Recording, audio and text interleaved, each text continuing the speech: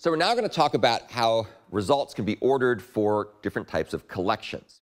And we'll see that the type of collection that you choose to use as the source of the data has an impact on how the results are provided to you. And we're going to take a look at a couple of different examples here, which are all part of my EX21 project in my Java 8 folder and my live lessons GitHub repository. And we'll probably actually run this just for kicks to see what it does. But I'll describe to you how it works first. So encounter order is maintained by ordered spliterators. That's one of the characteristics that can be set in a spliterator, whether it's ordered. Ordered collections and static stream factor methods. There are various static stream factor methods that will enforce or maintain encounter order.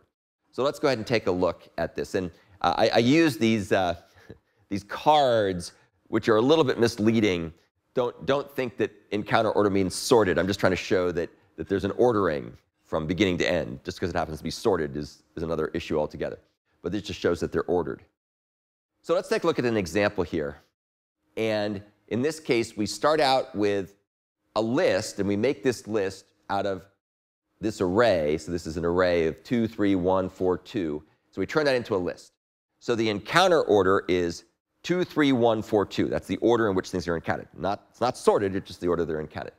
And then we say, hey, run this list as a parallel stream. So what that means, of course, is that the spliterator for array list will be called. It'll chunk things up into atomic-sized one-element units.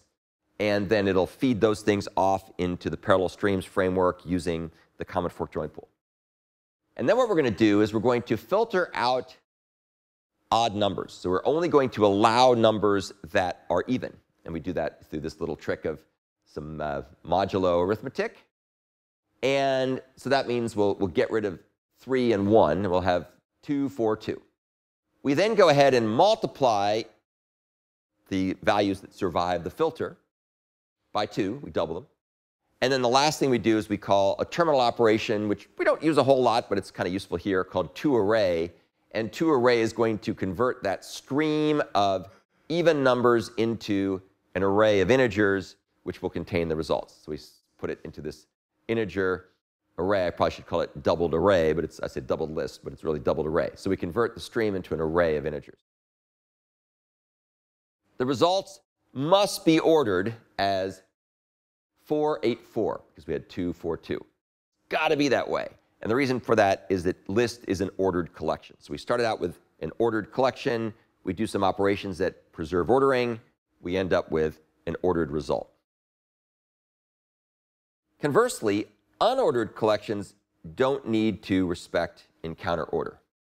So here we have a slightly different implementation, as you can see. And I show this kind of scrambled. Again, this is just ordered, not sorted. Just showing it could be in some other order. It doesn't matter what the order is. So here we take this array list and we wrap it into a hash set. So now we've converted this list into a set. And it's a hash set, so it doesn't require any ordering. It's unordered, and it's unique. We're not going to have 2 2s. We're going to have 1 2, but they're going to be unordered. We then convert this into a parallel stream. And we run through the same set of intermediate and terminal operations we did before. And the results now could either be 8 4 or 4 8. We don't know. We don't care. I mean, if we run the code, we'll see what it does. But we don't really care because it's not an ordered collection.